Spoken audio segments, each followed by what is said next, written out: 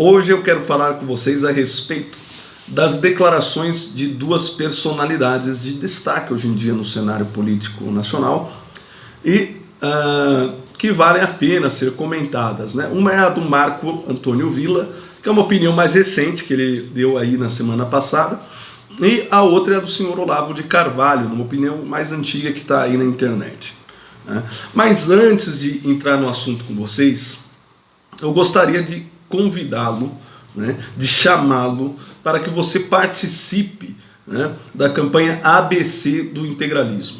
O que é a campanha ABC do integralismo? É um curso que eu estou montando em parceria com os meus amigos Igor Awad e Victor Emanuel, tá certo?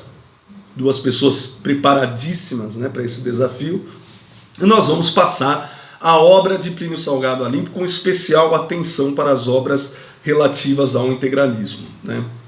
E por que isso é tão importante? Esse vídeo ele já mostra isso, né? Existe uma opinião errada, né, do integralismo em muitos lugares, e nós precisamos resgatar esse autor que foi Plínio Salgado, essa figura que foi Plínio Salgado, né? Um dos homens de Estado, um dos políticos mais ilibados, mais honrados que o Brasil já teve, né?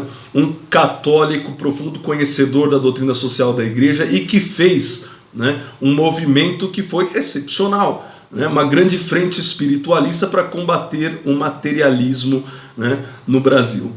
É um movimento absolutamente difamado, tão difamado quanto esse autor, porque esse autor é difamado a tal ponto que nós podemos falar que se ele não for um dos mais difamados da história do nosso país, é sem dúvida o mais difamado da história do Brasil, né? Porque quando nós fazemos uma revisão desse período, nós estamos, antes de mais nada, prestando uma contribuição à verdade. Seja você integralista, só um curioso, um jornalista, um historiador, isso interessa a todos, seja você até um adversário do integralismo. Então faça parte da campanha do Apoia-se para que esse curso seja feito, tá? Entra aqui no link que está na descrição e contribua, venha fazer parte desse ato, desse grande feito que é passar o integralismo a limpo para o bem do Brasil. Vocês não imaginam a quantidade de luzes que o integralismo tem para derramar sobre a situação política contemporânea, né? Bom, mas vamos lá, opinião do Marco Antônio Villa. Começar por um elogio, né? O Marco Antônio Villa mostra bem que o integralismo realmente tem sido passado a limpo de modo lento, mas é um caminho que está sendo percorrido e a verdade está vindo à tona, né? Ele diz, por exemplo, que o integralismo não é antissemita, mas que um dos seus líderes era. Ele deixa isso bem claro, né? Ele está tratando sobre o recrudescimento do antissemitismo no mundo e ele destaca que no integralismo houve um líder que era antissemita, mas que o integralismo não é antissemita. Com relação a concluir que o integralismo não é antissemita, o Marco Antônio Villa está de parabéns, foi uma bela coisa. Agora, em colocar o Gustavo Barroso como antissemita é uma coisa que nós precisamos discutir e de fato passar a limpo, né?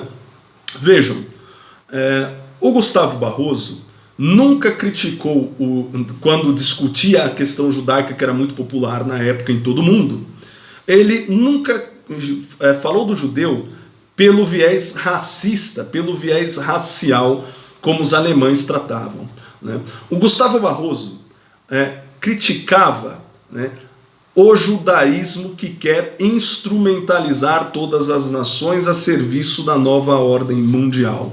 Ele não está falando dos judeus perseguidos ali pelo regime alemão. Ele está falando de um Rothschild da vida que está negociando com os nazistas enquanto os judeus estão sendo perseguidos.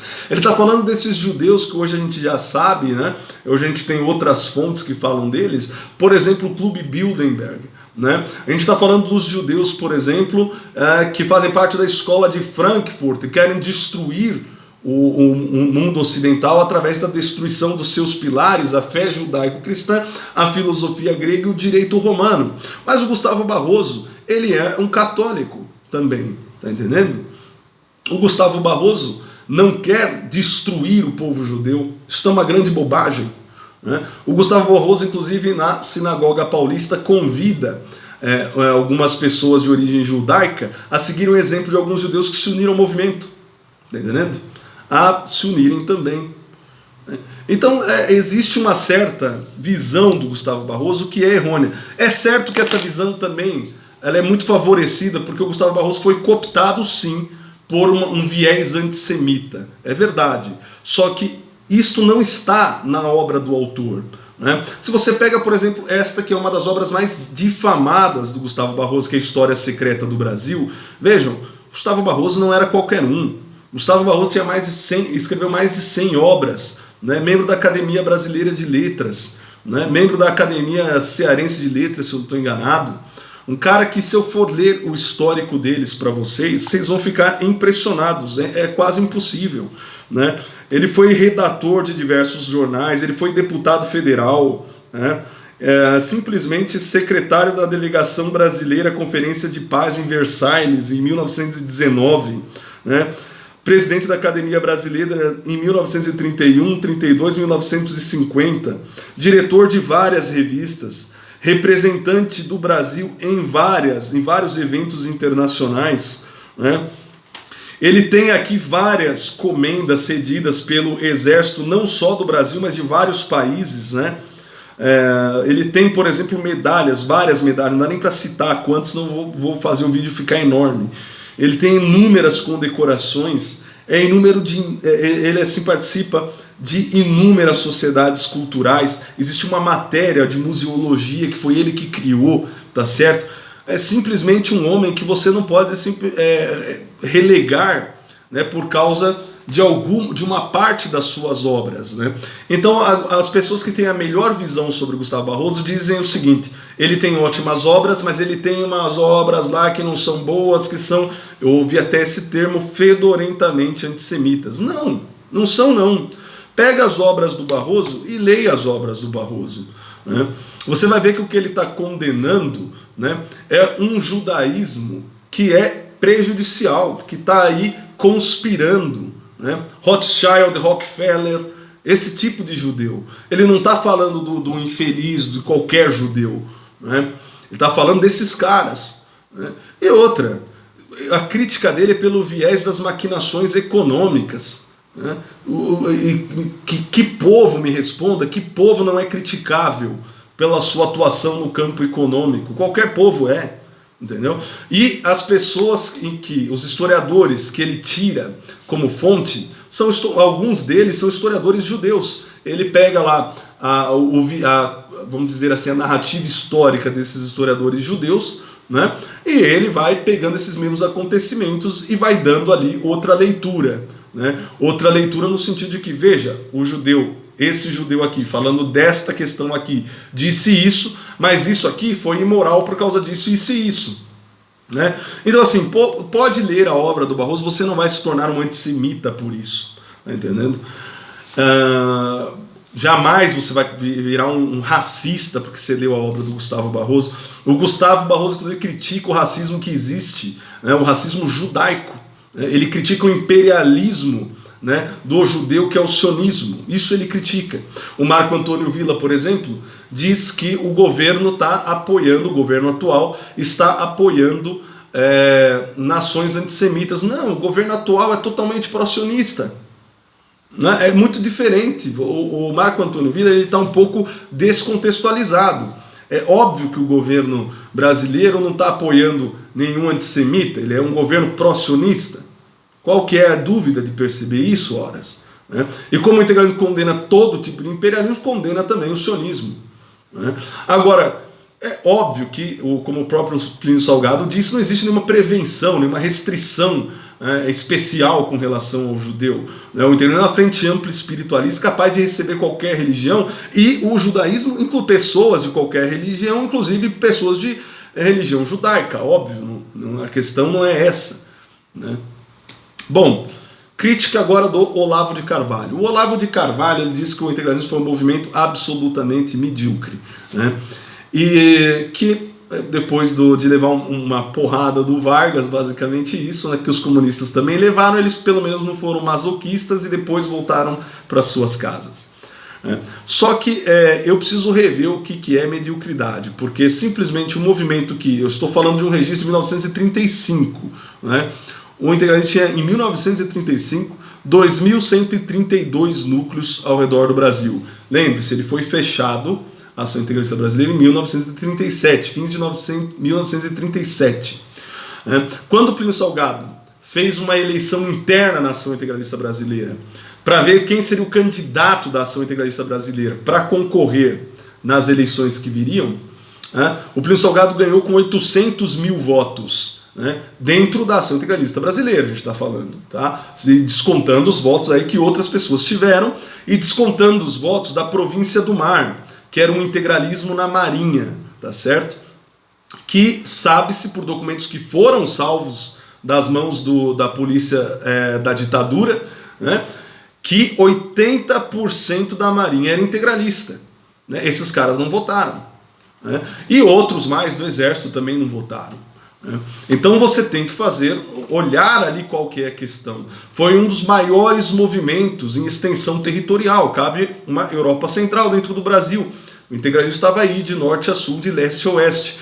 O integralismo chegou em lugares onde nem a República tinha chegado ainda, tá certo? É verdade, se você não acredita, mas você pode não acreditar, mas existem as fontes. Os caras nem sabiam como é que funcionava um governo lá, onde o integralismo chegou, em tribos remotas, né, da floresta amazônica.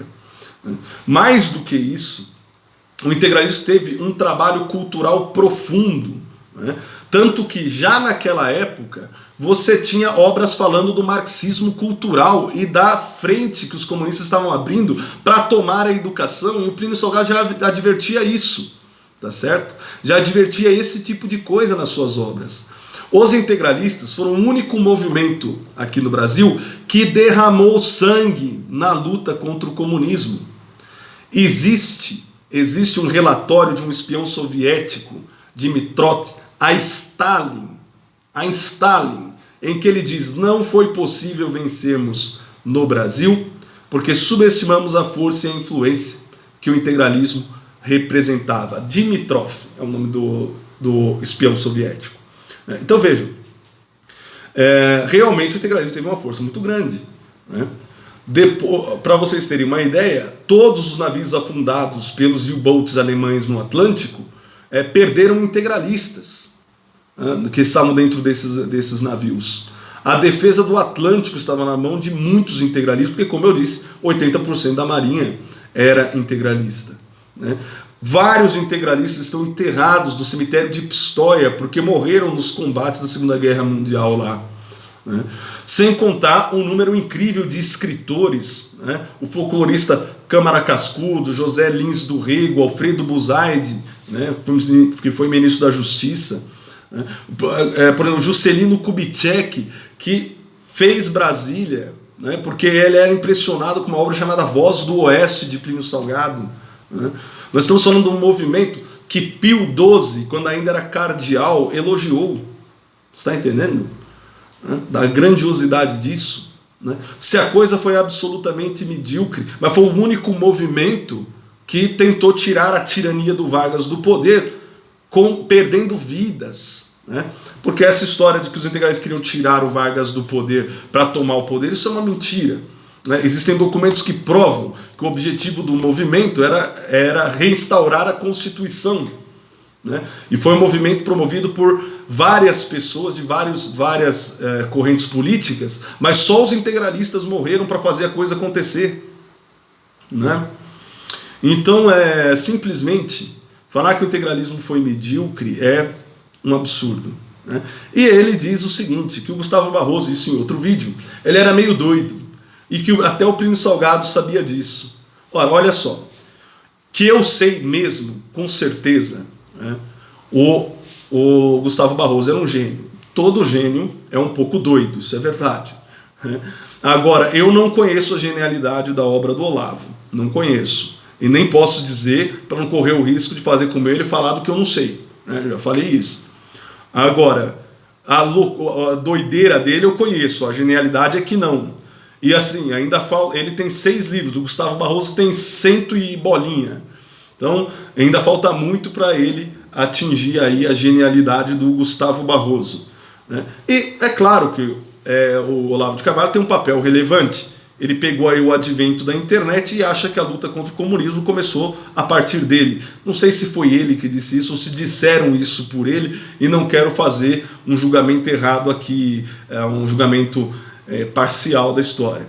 Mas a verdade é que tudo que eu ouvi do Olavo de Carvalho, tudo que eu assisti do Olavo de Carvalho, tudo que ele falava de bom, eu já tinha eu já tinha lido em obras integralistas, mas nunca tinha visto o que ele falava de ruim nessas palestras e vídeos que eu via, tá certo? Isso que ele falava de ruim, isso não tinha nas obras integralistas, né? Muitas das pessoas que se decepcionam com o Olavo, né, e que se decepcionaram com o Olavo, que fazem parte do integralismo, né, notaram que no Plínio Salgado não tem os equívocos do Olavo, embora os acertos estejam lá.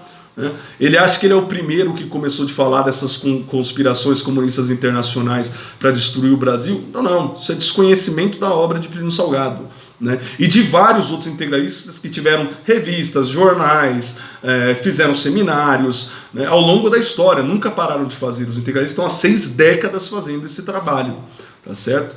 Bom, então, para não me estender mais, eu asseguro, eu ainda vou fazer um curso sobre essa parte da obra do Gustavo Barroso, né? E fico feliz que o Marco Antônio Villa, pelo menos, tenha sido franco nessa questão de reconhecer que o integralismo não é antissemita. Espero que ele vá ler as obras do Gustavo Barroso, essas que ele criticou, e perceba que não é tudo isso, né? Mas, claro, se ele quiser ler pelo viés do politicamente correto, ele vai acabar se traumatizando, tá certo? E então a gente tem que evitar excesso de politicamente correto para ler qualquer autor, isso é negativo, mas o Gustavo Barroso principalmente, e a obra não é, de fato, esse bicho de 7 cabeças que pintam, tá? Então eu vou ficando por aqui, pelo bem do Brasil, Anauê.